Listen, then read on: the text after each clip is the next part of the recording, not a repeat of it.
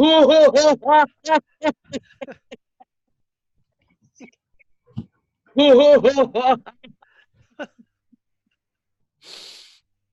folks. This is Carla of the Learn English by Speaking English show, and I am here to speak with you in English. Like always, we are sponsored by the Institute of Peace, which is an online organization promoting peace with one conversation at a time. Today's show is for those people under 20. We are very fortunate to have Lee Weisman here, who's going to talk about Sukkah and Succot, which is a Jewish festival. And he is sitting in his own Sukkah now. We have Pamela Hills here. Remember, if you are over 20, I will remove you immediately. Please, please give this time to the people under 20. Respect their time. You can come any day, Monday through Thursday. Pamela, can you please introduce yourself? Oh, I'm sorry, I'm late. But I got caught up in an interview that I will be doing again. We're not sure of the exact date, but a really fascinating person on spirituality. Pamela, please introduce yourself and let me get the show on the road, please. Well, hi, everyone. My name is Pamela Hills. I'm from Newark, Ohio, and I enjoy so much when I can come to Carla's show. I am very interested and to learn what Lee has to tell us and teach us today. This is why I love to come to shows like this, is to learn and to learn from one another, from people from all over the world. Who would think that Carla's sitting in Washington, D.C., I'm sitting in Ohio, and Lee is in California. And it's as if we are... Explain to them, you're saying all these things, but probably most of these people do not understand that we're miles away.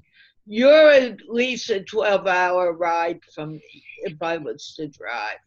Lee is several days away from me. We're in the same country, but very far apart. You explained it. I don't have to. I can do it. Ready? Okay. Carla's over here. I'm over here. And Pamela's kind of right here. Right. Yeah, well, true. I mean, America is a very, very big place. I believe Carla and I are in the same time zone.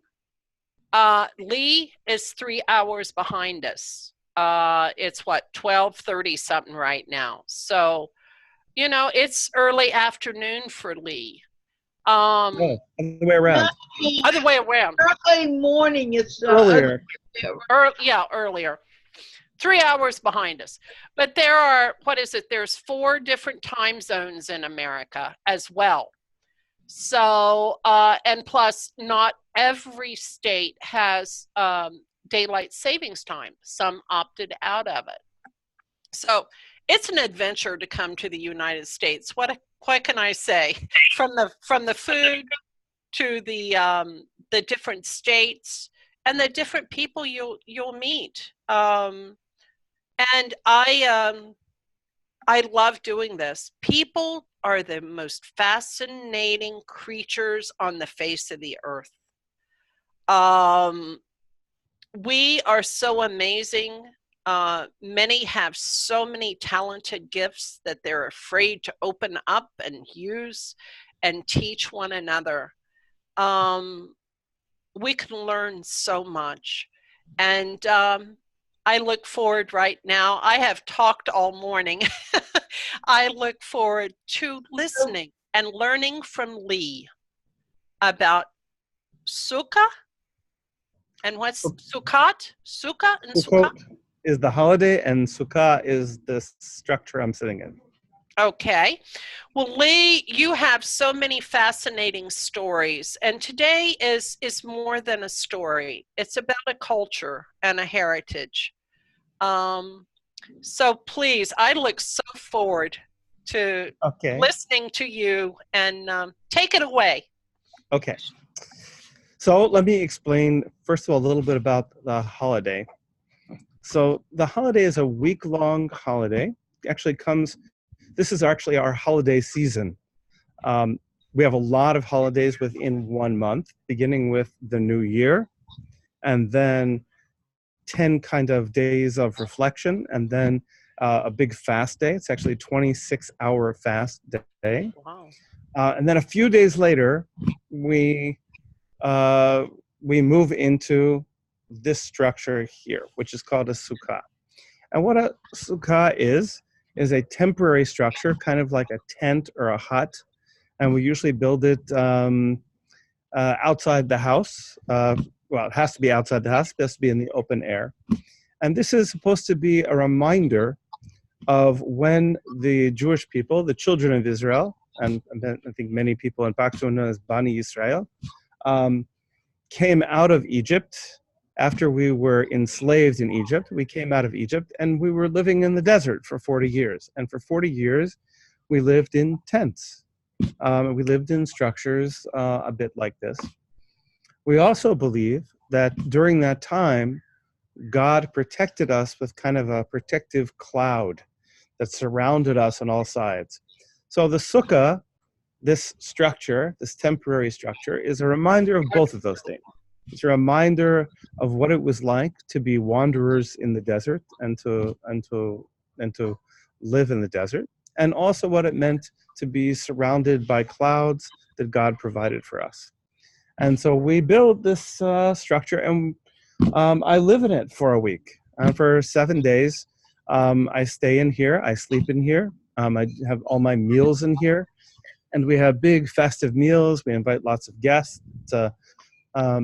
My sukkah is very decorated. Some people don't decorate their sukkahs because they believe that the actual decorations are only the visitors, that your guests are really the decoration, that you don't really have to decorate it up, just bring more people. But mine is quite decorated. And I'll show it to you. Do you want to, can I give a tour? Yes. What I want you to do is excuse me, Sad Aslam, you are over 20. Goodbye. You may not come today. I'm removing you now. Goodbye. No. I'm here. I'm listening to you. Tomorrow, you are definitely over 20, are you not? No. How old Sad, are you? How old are you, Sad?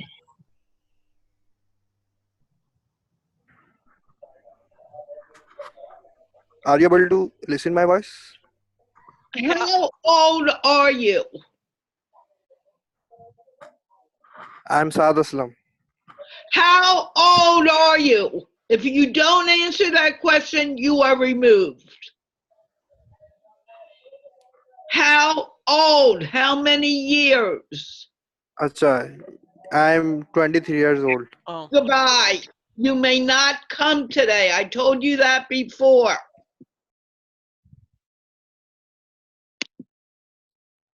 Okay. This show is for people under 20. If you are over 20, so hey, I will remove you immediately.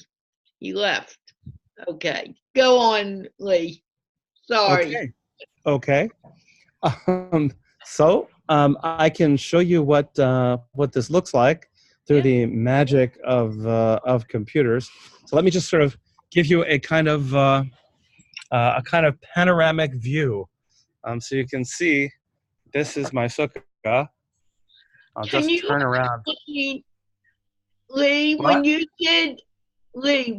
did the video with Rayhan, you explained different parts of the sukkah. Yes, Can you I go will. into Yeah, that? I will definitely do that. I will definitely do Thank that. you. So, in any case, this just to give you an overview of the sukkah. A sukkah has to have at least 3 walls. Mine has 4 walls. And on the decorative side, you'll find pictures of rabbis. This is the Ben Ish Chai. He was the chief rabbi of Baghdad. Can you see him there? Mm-hmm. The big turban. And various verses from the Torah are written on the walls. And of course, decorations. This is my bed, as you can see. This is where I sleep. And I sleep out here, and we have a table out here so that we can have guests and people come and eat here. This is, we have more pictures of rabbis, lots of pictures of rabbis. That's kind of a custom to have pictures of various rabbis, kind of to inspire you. This is a picture of the Holy Land, a kind of map of the Holy Land, and shows all of the sacred places in the Holy Land. And let's see what else we have here. I'll show you my rabbi. This man was my rabbi. You can see him. Could you do me a favor? Can you explain to them what a rabbi is? Because a lot of these people don't know that. Sure. So a rabbi is basically a scholar. It's a title that's given to people who are very knowledgeable in Jewish law, but also people who are knowledgeable in spirituality, and who are, when I say my rabbi, that means somebody who is kind of my spiritual guide, somebody who helped me not just with, to learn Jewish law and to learn information, but somebody who really guided me to become a better person. The main thing of the sukkah, the thing that makes a sukkah is this. It's the roof. So this roof is very special. The roof has to be enough so that it provides more shade than light, so that it actually is a roof. But the roof has to be, you have to be able to see through it. So at night you have to be able to see through, to see the stars. And there's a kind of symbolism to all of this, that if you think about it, we go through the year and we start out with the new year, and it's very intense, and we examine ourselves and we try to figure out how we want to be this year. And then it's like we make this space and we practice how we want to be in the new year. And so this is kind of like a kind of a holy space in order to practice how you're going to be for the rest of the year. And but the one thing that is really important about the roof is really to remember that the world is not so predictable, right? That we think that we're very invulnerable to things, and that we're always safe in our houses and in our lives, and we have everything figured out and we know how things are going to be. But in reality, that's not how things are. In reality, sometimes rain comes through the roof, and sometimes we're uncomfortable, and sometimes we're cold, but we still have to be who we are, even when we're a little bit uncomfortable. So this holiday, on the one hand, is very comfy and nice, but it's cold here at night. It gets cold in here, and if it rains, I'm going to get rained on, and that's part of the beauty of all this. And also, when I lay in bed at night here and I look up and I see the stars, I remember that there's something beyond me. It's very easy, we're in our homes, to forget the sky, to forget that there's a lot of this universe that's way beyond us. But when I'm sitting in my sukkah, I'm laying in bed, and I look up and I can see the stars through the ceiling, then I know that that I'm part of a bigger universe. I know that I'm part of a bigger world. And that's really the benefit of this, or one of the benefits of this. It's also a harvest festival. During this time of year in the Holy Land, this would be the time when people would harvest, and so it was also a way of celebrating the harvest. And it's a very happy time. We call this Zaman Simchatenu, the time of our happiness. And so there's a commandment to be happy. That sounds very strange. Be happy. But there is a commandment to be happy. Well, actually, happiness comes from within. And it's True. going in more during this period, like Yom Kippur and Rosh Hashanah. The Right. 10 days are 10 days of reflecting on yourself and who you Right. are, if you really take it very seriously. It's a very important time. Mhm. I just want to say Yeah, it's a very long process.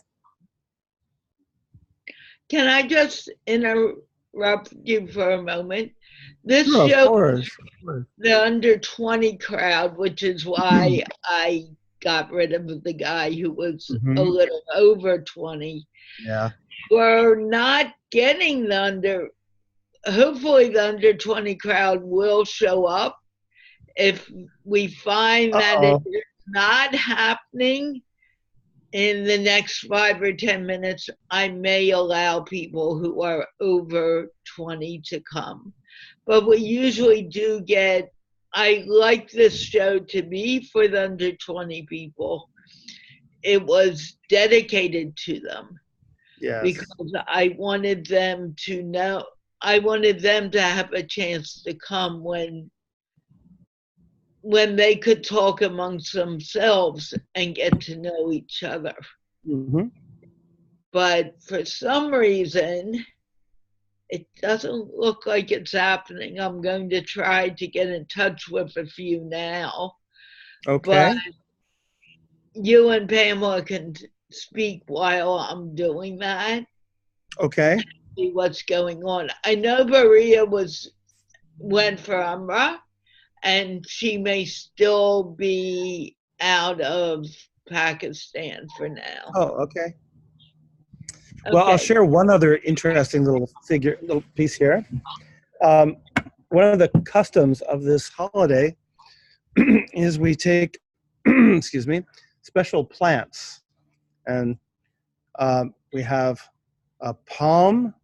That's a palm branch, and this is called a myrtle. Smells really good. And this is called a willow. You can't really see it because it's almost gone, but this is a willow leaf. And this is called an etrog, and or a citron in English. It's almost kind of like a lemon, except it doesn't have any real fruit inside. It's all skin, really. And it has an incredible smell. It smells really, really good. Very like the best perfume. It's really, really good. And during this holiday, we take all of these plants together. The Torah says to do this, and we shake them. It's very strange looking, but we shake them in all directions. And the idea, by doing that, we acknowledge that God is everywhere, that in every single direction. So we go right, we go left, in front, up, down, back, and we say that God is to remind ourselves that God is everywhere. And each of these fruits kind of represent a different kind of person. We say that this, the arava, this one right here, doesn't have a flavor, and it doesn't have a smell, nothing, right? And this is like a person who doesn't really have good deeds, and also doesn't have a lot of learning. They don't know a lot, and they haven't done a lot. Then we have this, which has a great smell, but has no taste whatsoever, right? And we think that that's like a person who has a lot of knowledge and a lot of learning, but they haven't really done a lot with it. And then we have the palm, and the palm, we know the palm is a date palm, and dates have a nice taste, but once again, they don't have any smell. So that's like a person. That's like a person who maybe has, has good deeds, but doesn't have much learning. And then you have the etrog. And the etrog, this one, has both a smell and a taste. So this is like a person. This is like a person who has both both good deeds and actions, and also has knowledge. It's interesting, that analogy, by the way, because it's a Jewish tradition, but it's also repeated by the Prophet Muhammad. He actually talks about this fruit, and compares the believer to this fruit because has both knowledge and actions. Interesting this is a concept that's shared by two religions. Amazing. Yes, interesting. And mine smells really good. Smells really good.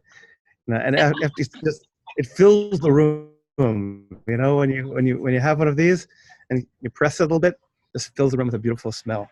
I had never seen an actual citron. I've seen the dried fruit that you can buy to make fruit cakes out of, but I've never seen an actual citron till today. Yeah, it's quite the thing.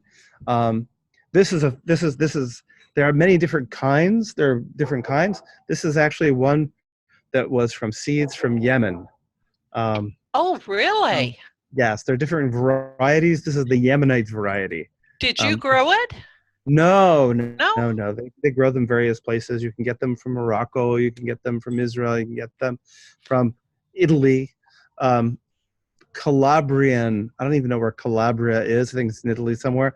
Those are like supposed to be very special, and some people pay a lot of money for these because they have to be perfect, and so somebody has to sit there and watch them grow to make sure that they're completely perfect. Amazing. Well, I'm curious. Now, you said you stay in this for 26 days?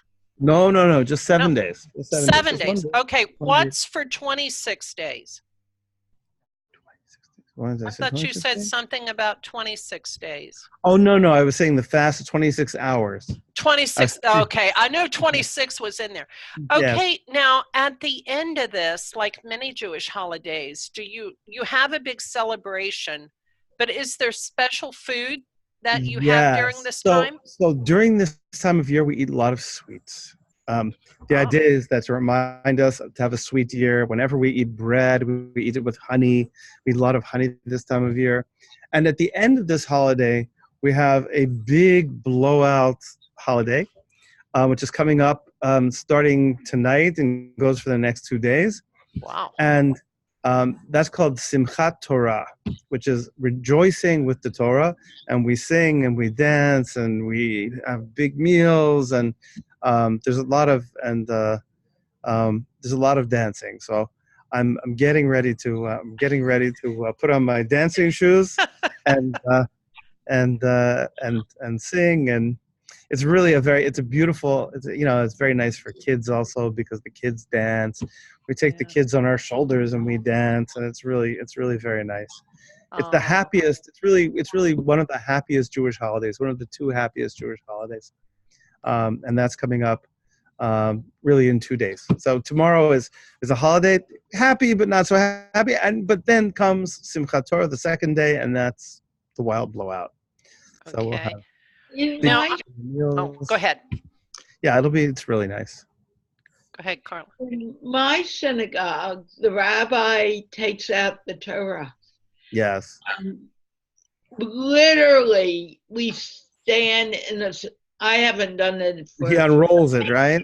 Yeah. And hold it. And it's really an amazing experience to do. We have Umar and Amar. You will like these two individuals. We are not going to allow the older generation to come. Okay, we're sticking to the young people. Well, we should for this show, but I would like you to explain the Sukkah and Sukkot to them because they Yeah. probably know nothing about it. Okay. But in very, for children. Okay. I will do my best. First of all, hi guys. What happened? Hi. Hi. Okay.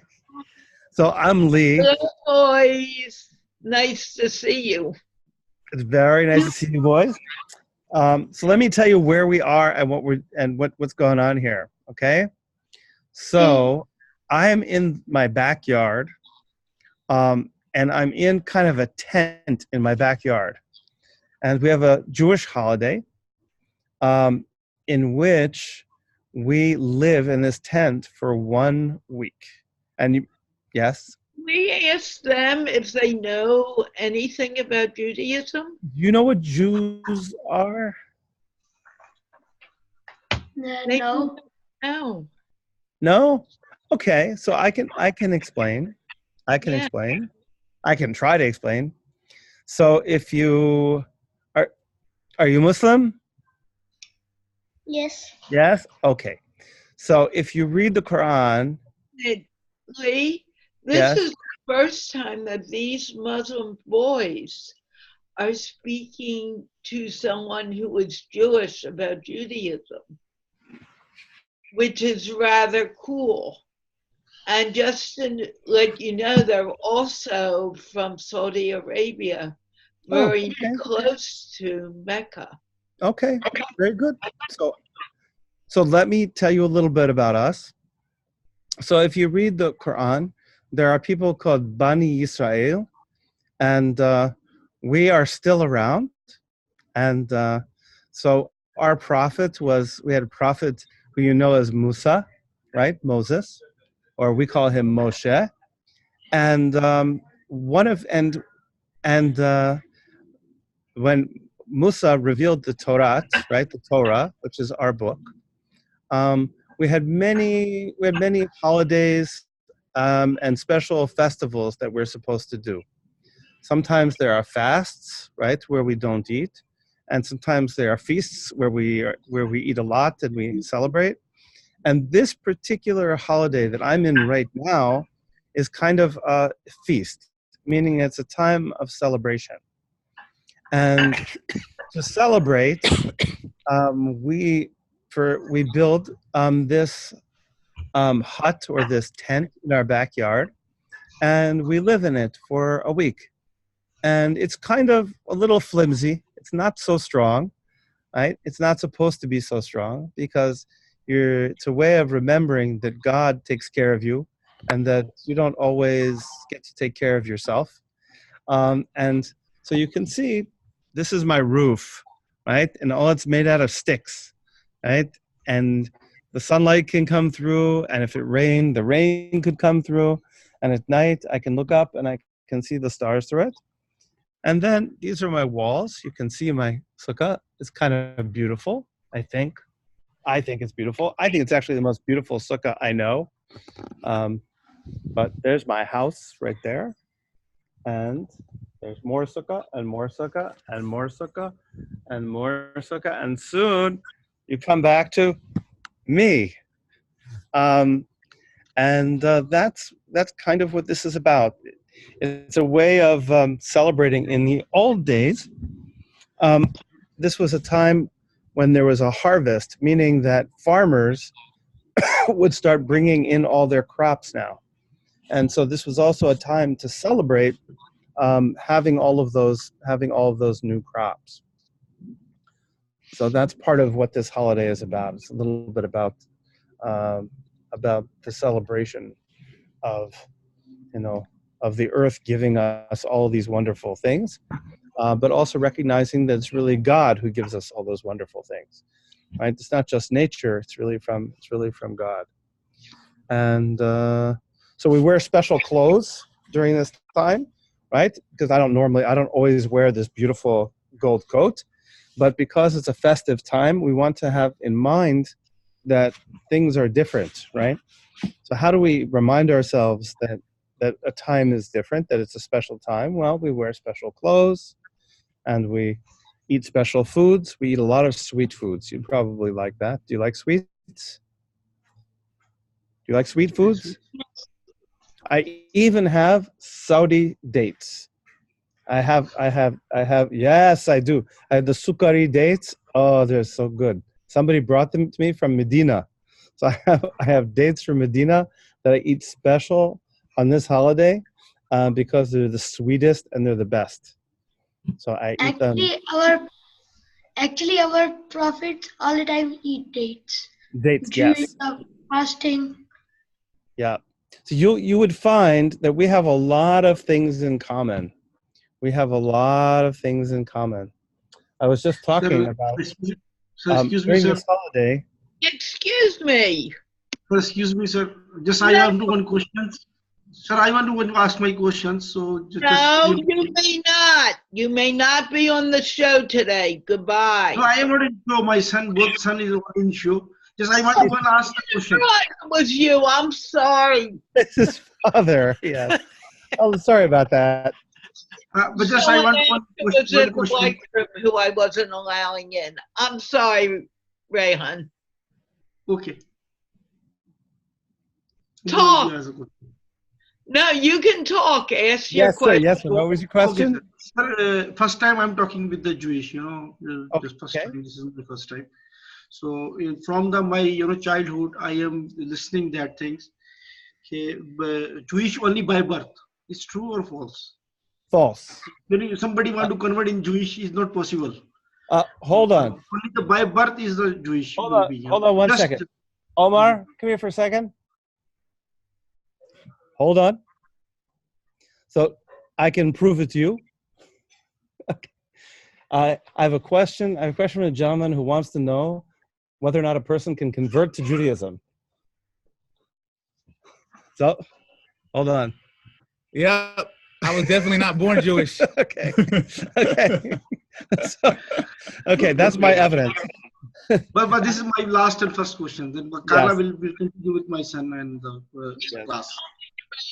I thought you were someone else. That was why Yeah, our community here is about, I would say our community is probably about 45%, maybe 50% converts. We have a lot of converts here. It's unusual to have that many, but we have quite a few. In fact, one of them actually stays in my house. That's a fellow who stays in my house who's in the process of conversion right now, actually. So you can definitely become Jewish. No, sir. Rayhan, you can show your face because you are with children here. Yes. You don't need to hide. Yes, if you're with children, you're allowed to be here, but I like to gear the show to the younger people. Yes, that's why. The sunlight is chasing me. I have to keep moving. I have to keep moving away from the sunlight. There you go. You didn't show them the roof. Show the boys the roof. That's my roof. So it's not much of a roof. It's the rain can come through and the sun can come through, and but it gives enough shade so that you can sit here and you can enjoy yourself and have fun. So I just actually came from an all-night prayer vigil. It's like Laylat al-Qadr, like we stay up all night and we pray all night, and I just came from one of those. So if I sound tired, that's why I sound tired. I won't fall asleep on you though. Thank you. I appreciate that. Can I ask you something, Lee? As I see all of the beautiful things in your Sukkah, is there something that has been passed down to you through your family? In the Sukkah, no. In the Sukkah, no. I do have some things. I have a menorah for Hanukkah that was passed down, but in the Sukkah, no. The only thing I have is this is a gift from my father. It's a beautiful holder for this fruit. It's a Oh, wow. yeah, it's a silver box for this fruit.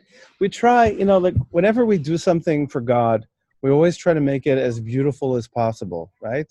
Because that's it. One, it's a way of showing our willingness to God, to show our desire, but also because it's good, because it raises us up, and it makes us to be able to serve better when we are inspired and when we feel better. Well, So it's a little bit for both. and I think the boys, I don't know if they were here before, would be interested to hear about the citron and the Yeah, connection I was to our telling faith. I was talking about, we have we have these special plants that we keep during this time of the year and during this holiday, and we have a tradition about these plants. So the tradition is that there are 4 plants, and they represent 4 different kinds of people. So we have a willow, which has no taste and no smell, and so we say that represents people who don't have any knowledge, they don't know very much, and they also don't have a lot of good deeds, right? They haven't really done much. Then you have this. This is called hadas, or myrtle, and it has a very nice smell, but it has no taste at all, not much of a taste. And if it has taste, it's bitter. And we say that this represents a person who has maybe good deeds, right? Who has good deeds, they've done good things, but they don't have any knowledge, they don't have any learning. And then this is from a date tree, and dates are very sweet and delicious. They taste good, but they have no smell. So that's like a person who has a lot of knowledge, but they haven't taken that knowledge and put it into action. And then finally, we have this fruit, which is called an etrog in Hebrew, and actually it's called etroj in Arabic, and it is has both a smell and a taste, a beautiful smell and an okay taste. And so we say this is like a person who has both good deeds and also knowledge. And I was telling Paula that I was telling Pamela rather, this is I'm tired, that there's a tradition that the Prophet Muhammad also talked about this fruit and said pretty much the same thing. He used 2 of the same plants, and used 2 different plants to illustrate it, but said that there are 4 different kinds of people who have knowledge and people who have deeds. And he said that this is what a believer is supposed to be like this fruit, to have a beautiful smell, but also to have a taste. You should have knowledge, and you should also take that knowledge and translate it into good deeds, to do good things with it. So next time you see a fruit like this, you think, I want to be like that. But also this fruit, it's shaped a little bit like your heart, right? Kind of like your heart. And that's because it's very important for a person to have a big, beautiful heart that smells good, right? Your heart should be very, very, you should have a beautiful heart. Everybody should have a beautiful heart.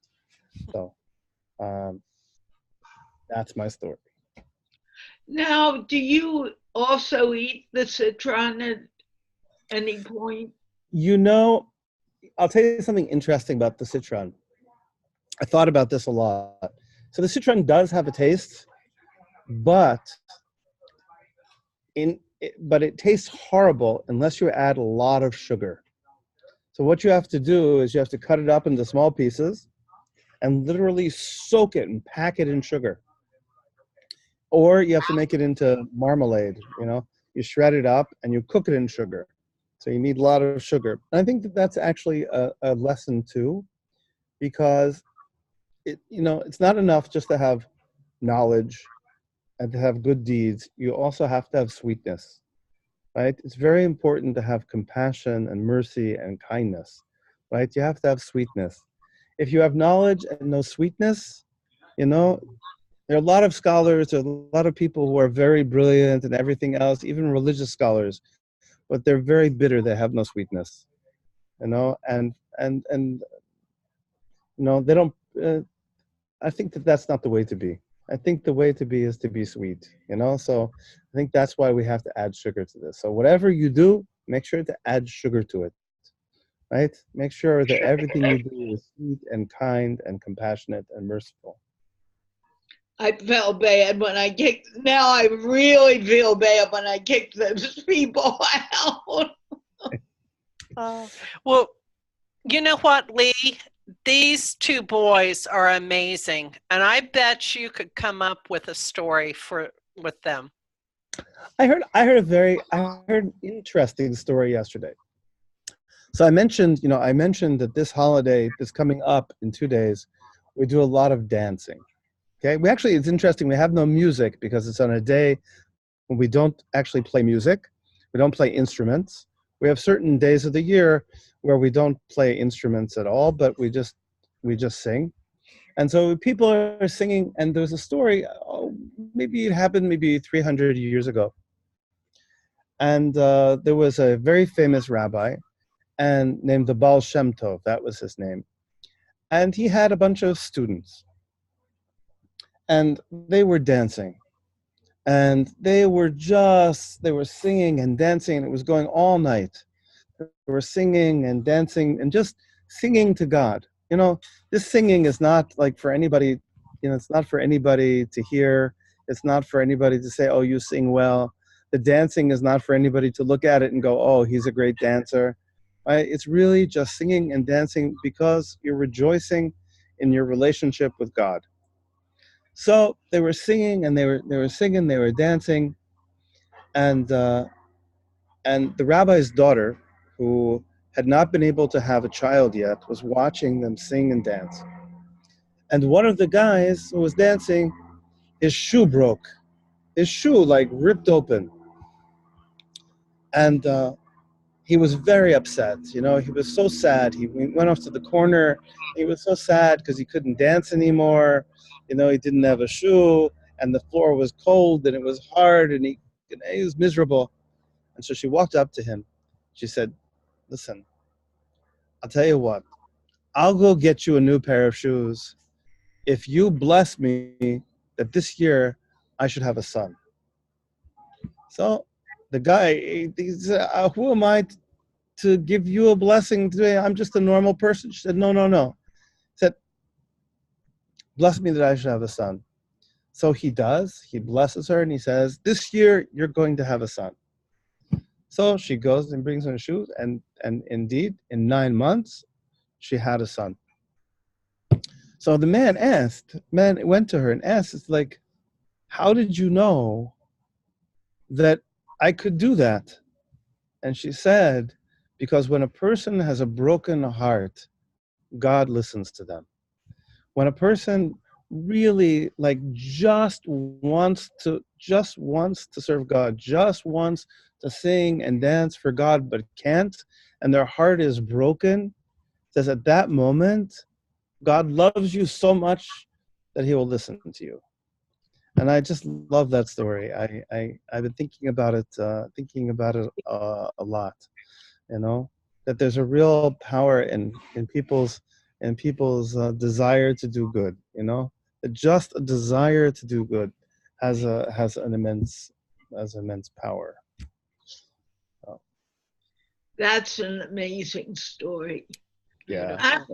Could you please write your age in the group in the chat? You need to be under 20 to come to the show today. Could you explain to the boys again? This is their very first. I hear. About a rabbi. No, Aftab can come. Yay. About what is a rabbi and what, Sure. Like a rabbi could actually be, in their minds, a mufti or an imam. Maybe I get those confused. Yeah, I think that's actually pretty fair. I mean, rabbis. to go get my extension cord for my laptop, or we won't have a show in a few moments. Okay. Okay. Are you really 20? Are you really 20?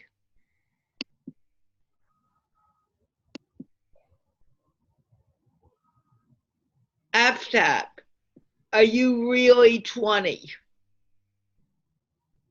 Yes, I'm 20 years old, and because of beard, I look, old, more old. Okay, 20. I have to ask because of the people I have already had to throw out because they were too old. So, and I hate doing that, but I need to ask in the beginning. Okay, back to it. I am going to turn off my camera while I'm doing this. I'll be back in a few moments. Okay. So Carla asked me to explain what a rabbi is. So a rabbi is, I guess, the equivalent in Islam would be a sheikh or an imam, maybe a mufti, somebody who is a scholar, and sometimes is a rabbi of a community. You say that he's kind of the leader, spiritual leader, of a community, religious leader of a community. You need to work. You may not.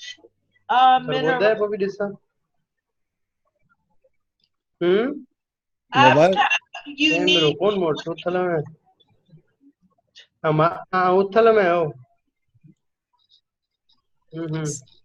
I think he's on the phone. Yeah, I'm going to mute him. Okay, go on. Okay. So sometimes, so for example, the place where we go to pray is called a synagogue.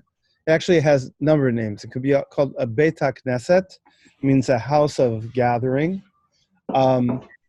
or it can be called, in Arabic they call it kanis. I don't know why they call it that, and we call it synagogue. Sometimes people call it shul, which actually means, in German, it means a school, because they used to have schools inside the synagogue. And sometimes the rabbi is the leader of that place, right? He's kind of tied to that place, and he kind of leads it and gives people advice and things like that who go to his synagogue. And sometimes they're teachers, right? Meaning teachers in schools, because we have Jewish schools, I guess, kind of like madrasas, where people. But the word madrasa, what we call a place where we study, Beit Midrash. It's the same word, midrash, madrasa. It's the same word, and sometimes we develop a personal relationship with a particular teacher, and they become like our rabbi, right? And so my rabbi, I'll show him to you, because his picture is on the wall here. So I'll show you what he looks like. That was my rabbi, right there. Can you see him? Yes. He was very old. He was very, very old. He, when I met him, he was already almost 90 years old, I think.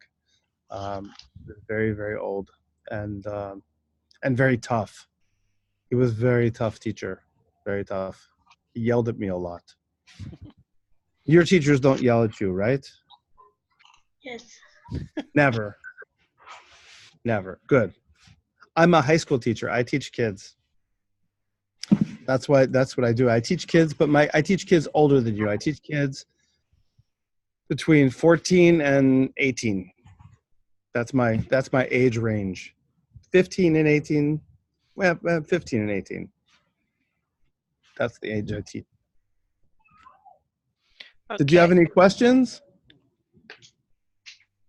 Yes. Oh, come on. You must have a question.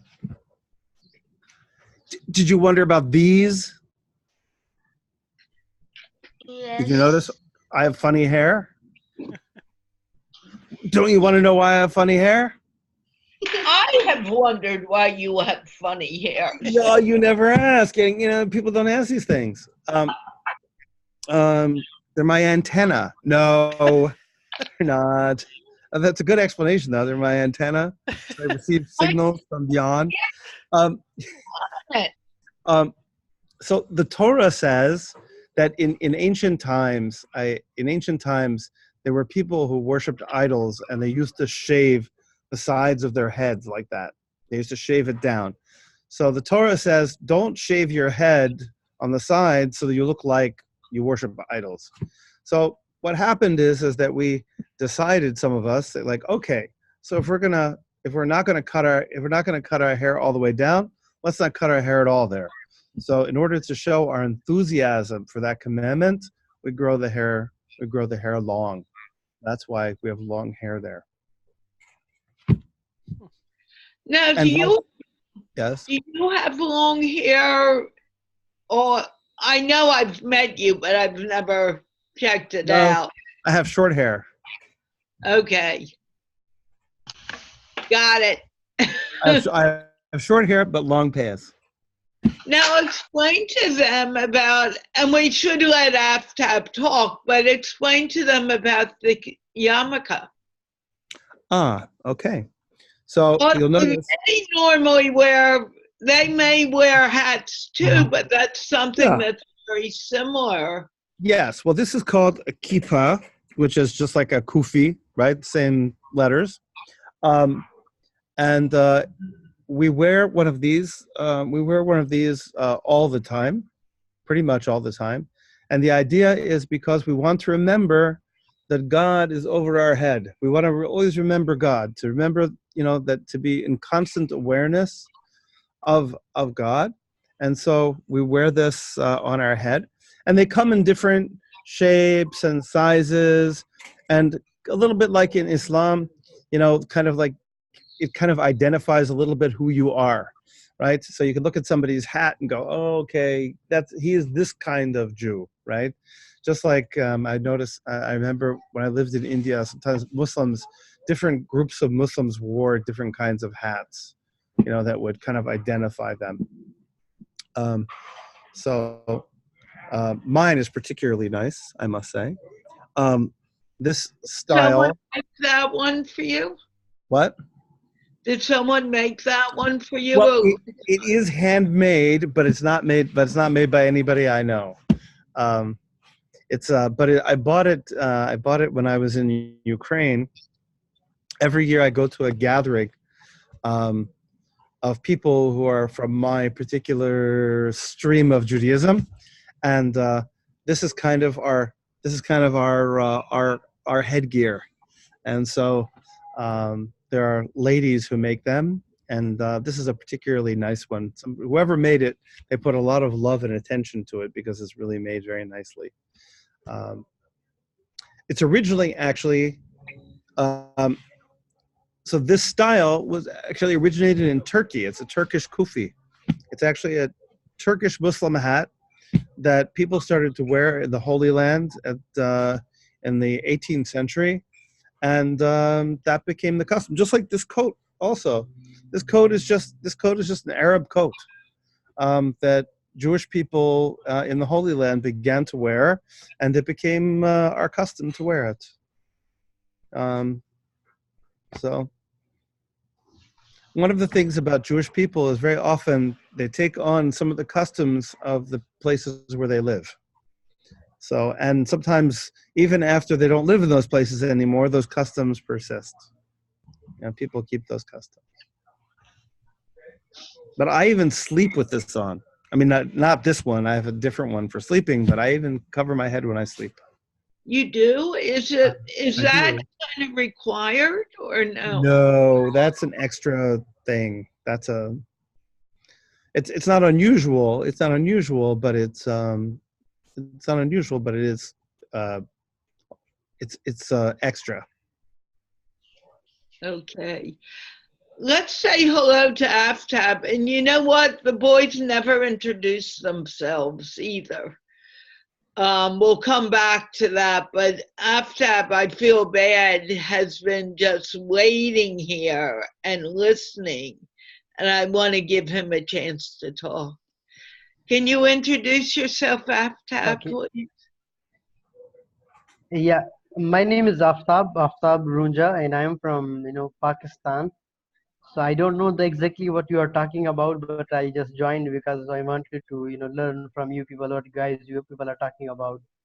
So that's why. Let's talk about beards. Okay, okay. Do you want to see a secret? Are you ready? I'm going to show you a secret. Yeah, okay. Okay, ready? Okay, ready? You know, you're showing the world. This is my real beard. See, I keep it tied up. Nice. Thank you, thank you, thank you. So there you go. That's my full beard. So just if you keep grows yours long enough, it'll come like that. Okay, so just saying, keep on going. Don't stop. Just so you know, Lee, we have reached about 1,600 people. 1,600 people have seen my long beard. Unbelievable. Yeah. Congratulations. Just so you know. I just wanted you to know. That's all right. I'm sure. Where are you from in Pakistan? What city are you from? Where are you from in Pakistan?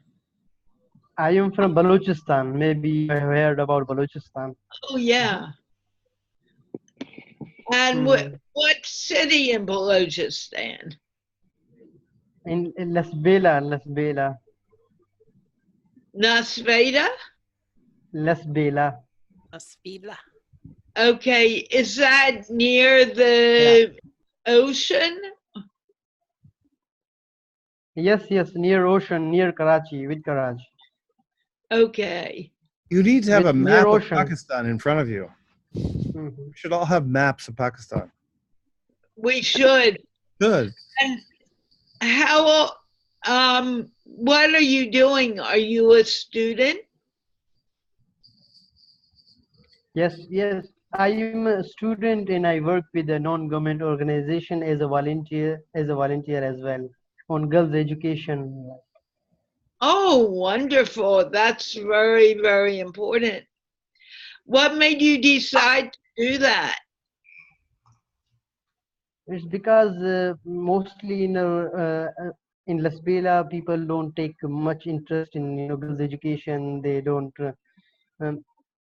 have any awareness about that education. So I work with them and raise awareness among parents to send their kids to school to get them educated.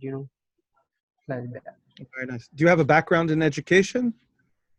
What did you study? Yes, I am doing BA, studying education. I study education in Lasbela University. Oh, very good, very good, very good. How long is your program? When will you graduate? When will you graduate your program? When will you? It will take. Carla? It will take 2 years, more 2 years. 2 years, very good. I will be graduating. I'm also a teacher. I'm a high school teacher. I teach 10th and 12th grade. Great. Yeah, I teach kids who are just about to graduate and go to college. So, so they're difficult, a little difficult. Hello. Hello, sir. How are you? Nice to see you. Welcome back. So we would like to some questions. Carla, allowed to be. We will ask you some questions. Omar? Yeah, I will allow you because you were with your kids, but where are your kids now? Where did the boys go? Kids, feeling a bore. He's saying that no child students, so no children with us today. So we are. That's why. But that doesn't happen often. It's just today. So, okay. Yes. What did you want to ask? Yes, sir. I would like to have about your religious little bit because we don't know about that. Mm-hmm. Haven't been talked to any Jewish people before, like I mentioned this. So just I want to know, so haram, this is forbidden in the the meat of the pig and the alcohol. I heard about that. This is also haram. In So no, so pig is haram. So pig is not permitted. We don't eat. Let's say we don't eat. We only eat animals. We only eat animals that chew their cud and have split hooves. So that means we eat goats, sheep, cattle. We could eat deer, but that's it for mammals. So we don't eat camels. We don't eat horses. We don't eat any kind of like rabbits or anything like that. Fishes, we only eat fishes that have scales and fins. We don't eat shellfish like prawns or lobsters or crabs. We don't eat any of those. We don't eat milk with meat. So makes biryani very hard. Right? No yogurt and meat together. We eat milk and meat separately. We don't eat that together. Alcohol actually is permitted. It is permitted. It's not permitted to get drunk, except for one time a year. Honestly, we have one holiday where we do drink, but other than that, really, you're not supposed to get drunk. God forbid. And different Jews deal with that differently. There's some Jews who drink more, some drink less. I happen to be part of a sect that almost doesn't drink at all. Just happens to be that we're not drinkers. We have a lot of we have one day a week that is completely dedicated just to God. So from Friday night until Saturday night, we don't use computers, we don't use telephones, we don't use cars, we don't cook, we just go to synagogue, we eat our meals with our family with no computers and no phones and nothing like that. And we spend a lot of the day in synagogue and with friends and studying also. One of the things for us is it's very important to study Torah. Studying is very, very important to us. And so we try to spend a lot of time doing that, at least on Shabbat, that's on Saturday, but certainly during the week also. And we have lots of things which are around. We have lots of many things. Similar to our Muslim, the same, whatever they're talking about, the similar, even, there's a prawn and whatever you say, the jellyfish and prawn is also, little bit of prohibited. Our Muslims not eating, most of. Right. A lot of, there are variations among Muslims. There are some things, if you're Hanafi or Maliki or whatever, they're different. Some different rules, but it's very much like that. It's easy to explain to Muslims because they understand, and plus also animals. We have to cut the animal just like Muslims, right? That we have to. So it has to be one cut, and say a prayer before cutting it, and that's why most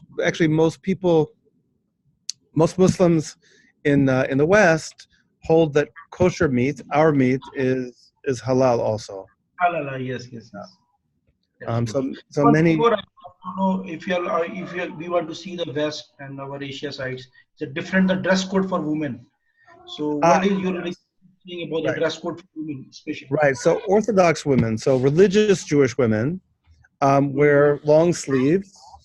They wear long sleeves and long skirts, and also, and married women cover their hair.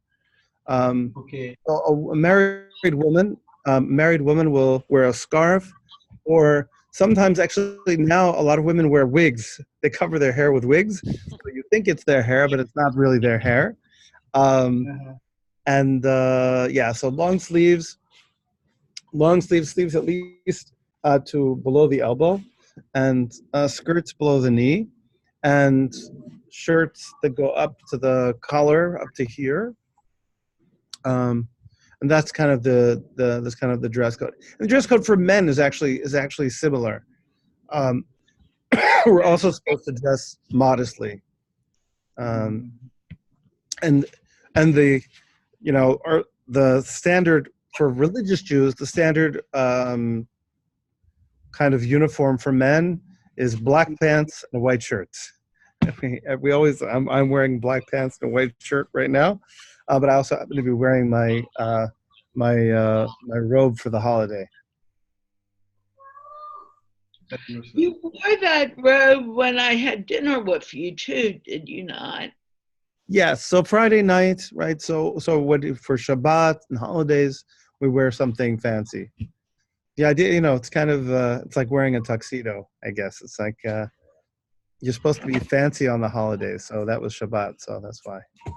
Yeah, I remember that very well, in fact. But is it actually a robe, or? I mean, it's a coat. I don't know if you a robe. It's a coat. Yeah, it's a kind of coat. This is actually called a Yerushalmi kaftan. A kaftan. So they're different kinds. Different people wear different kinds, and this is one. This is actually popular in Jerusalem. The Jerusalem style. What about the marriages? How many marriages can the marriage? So interesting enough. So theoretically speaking, right? Theoretically speaking, we can have more than one wife. Oh, really? Yes. So I mean, the patriarchs did, right? Abraham did, Isaac did, right? Jacob did, right? So they had more than one wife. So you could theoretically do that. There are different kinds of Jews. So Ashkenazi Jews, that is Jews from Eastern Europe, made a rule that we would not have more than one wife because our Christian neighbors didn't have more than one wife, and it didn't look good. So we restricted ourselves to one wife about 1,000 years ago. And so for the last 1,000 years, we have not had more than one wife. In Eastern communities, so people from Morocco, Yemen, Algeria, Iran, other places, in some of those places, people had multiple wives. Now it's not so common, just because most people most of those people are living in Israel or in Europe or other places, and it's not practical. The only time when it does happen is, like, for example, if there's, like, among Eastern Jews, it may be that if the woman can't have a child, right, you don't want to divorce the woman, whatever, you still have relationships, so you marry somebody else and have children. So that does sometimes happen. But so practically speaking, most people are not polygamous, but it's not forbidden, except for Western Jews who chose. Actually, it was about 1,000 years ago. In the year 1000, we agreed to it, and it was a 1,000-year ban. So the ban actually is expired, but because everybody accepted it, we continue to observe it. So that's where that is. Now they ask about for example, in Christianity, especially, so who work for a church, or who the man with the church or father, like sister, like we are calling sister and father. Mm-hmm. So they are not going to marry, for whole life. They stay. This is same like you. No. No. We really are supposed to marry, and and even the truth is, like, for a religious leader, should definitely be married. I mean, I mean, obviously, things happen, people get divorced, and things do happen. Obviously, that's not, divorce is permitted, and it's not uncommon. It does happen. It's not. When it has to happen, it happens, and there's a process for divorce, just like there's a process for marriage. But but it's preferred that a religious leader be married. Because it grounds a person, right? When a person is married and they have children, it makes them a little more sensible, right? And you want people making decisions. Maybe the difference is that because Judaism is like Islam, a legal religion, where part of the role of a religious leader is to make religious rulings, like fatwas. You want somebody who's balanced and who understands the stakes, who understands the implications of his decisions, right? And so a married person and person with a family is going to understand that better. So it's actually preferable. Plus, also, it's good for your character. Having to raise children, you boys, raising children and having a marriage, all those things are things which help you grow as a person. And so we would not consider it to be healthy if a person said, I'm not going to marry because I want to serve God. That would not be a thing that we would do. There are some people who are like that, and okay, what can you say? I mean, you can't force people. Sometimes they do force people. I think that's not a good idea. If a person says that, that they don't want to marry, maybe they let them not marry, but still, it's preferable to be married. Yeah, we have no monks. No monks. Sir, I would like to know about more your religious regarding of. For example, we are Muslim here. We have Shia and Sunni and like that. What do you have to say? This is like that in your religious also. Yes. We have very big differences. For example, this is your Catholic and Christianity or different. Many. Right. So our big difference is between what I would call liberal or modern Jews and more traditional Jews. So I'm obviously much more traditional, right? I'm quite traditional. I imagine Carla is probably not so traditional, right? So that's a very big difference, right? That's a very big difference. So there are Jewish sects which are much more liberal, that don't observe a lot of the laws.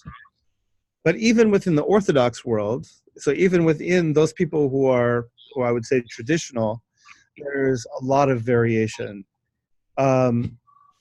Some of that variation is based on culture and geography, meaning to say that Jews from Eastern Europe are very different in some ways than Jews from North Africa or from Yemen or from Turkey, right? Those Jews have different customs. So I, for example, even though my family is from Eastern Europe, I pray in a community of Jews who are from Morocco, Algeria, Tunisia, Persia, right? All those places. And it's very different. It's very different. Customs are different. The way of praying and the music and tunes and things a lot of things are very different. And even legal rulings are different. They use a slightly different methodology for legal rulings. So the legal rulings can be different. Then there are philosophical differences. So I, for example, I'm Hasidic, which is kind of like Jewish Sufi, right? Meaning to say a little bit more mystical, a little bit more involved with a kind of love relationship with God, personal relationship with God. Also having a relationship with a teacher, kind of like your sheikh, for example. I mean, so there are definitely different kinds of Jews, and sometimes there's conflict. I mean it's I went to give an example. Yeah, I'm going to stop this only not because it's not interesting, but this show is supposed to be for the kids, and I really, what I'd like to do, and I'm going to ask you if you're willing to do it, would you be willing to come back maybe in the next week or two and we can do a program on this and let people learn? Sure. Rihanali, I am so sorry, but we're getting away from kids and going into a very adult conversation, which is great. I'm learning too, but it doesn't really belong today. Makes perfect sense. Yeah. And I would really like to do it. Do you think you'd be able to do it in the next few weeks, Lee? Sure, that would be possible. Yeah, I mean, after the next few weeks, things get freed up for me a lot, so things become much quieter. So okay, so can we talk about doing this again and doing it for the older people? Sure, my pleasure. And meanwhile, I think I'll probably go to bed now. Well, wait a minute. I want you here for the ending of the show, and I want to just talk to you for one moment after the show. Okay. Thank you, everyone who watched and listened today. It was an interesting show, but it was quite different than our normal Sunday show. And I want to thank Lee for showing the Sukkah and talking about Sukkot, because to be honest with you, I could not have done a better, even half the job that he did, because he's much more traditional than I am. I will be back tomorrow for the people for any age. In fact, I need someone to come tomorrow. Anyway, with knowing that, I want to thank Lee. I want to thank Umar and Amar. I want to thank Dad for coming in, Rayhan Ali, Aftab for coming. And remember, this show really is for the under 20 group, and it didn't quite work that way today, but that's okay. And with that, we are tomorrow, 9:30 p.m. Pakistan time, 12:30 p.m. New York time, and we'll speak again in English. And let's wave goodbye and laugh ourselves out.